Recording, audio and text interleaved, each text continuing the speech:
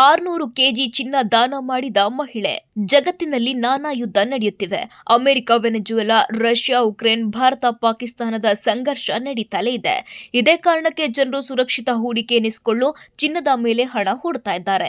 ಇದರಿಂದ ಚಿನ್ನದ ಬೆಲೆ ಏರಿಕೆ ಆಗ್ತಿದೆ. ಇಂತಹದ್ದೇ ಪರಿಸ್ಥಿತಿ 1962ರಲ್ಲೂ ತಲೆದೂರಿತ್ತು. ಆಗ ಒಬ್ಬ ಮಹಿಳೆ ದೇಶಕ್ಕಾಗಿ ತನ್ನ 600 ಕೆಜಿಯ ಚಿನ್ನ ದೇಶಕ್ಕೆ ದಾನವಾಗಿ ನೀಡಿದ್ರು. 1962ರಲ್ಲಿ ಚೀನಾ ಮತ್ತು ಭಾರತದ ನಡುವಿನ ಯುದ್ಧ ಜೋರಾಗಿ ನಡೀತಿತ್ತು. ಆ ಸಮಯದಲ್ಲಿ ಅದಾಗಲೇ ಭಾರತ ಸ್ವಾತಂತ್ರ್ಯವನ್ನು ಗಳಿಸಿತ್ತು.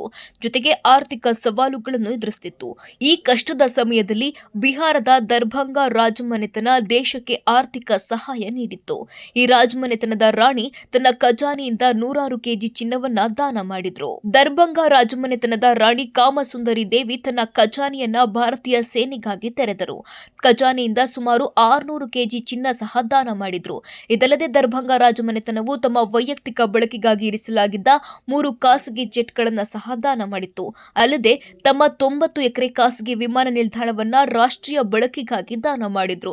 ಇಂದಿಗೂ ಕೂಡ ದರ್ಭಂಗ ವಿಮಾನ ನಿಲ್ದಾಣವು ಇದೇ ಭೂಮಿಯಲ್ಲಿ ಕಾರ್ಯನಿರ್ವಹಿಸುತ್ತಿದೆ.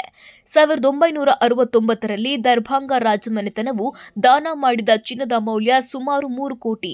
ಈ 600 ಕೆಜಿ ಚಿನ್ನದ ಇಂದಿನ ಮೌಲ್ಯವನ್ನ ನಾವು ಲೆಕ್ಕ ಹಾಕಿದರೆ ಚಿನ್ನದ ಪ್ರಸ್ತುತ ಬೆಲೆ ಪ್ರತಿ 10 ಗ್ರಾಂಗೆ 1,40,000.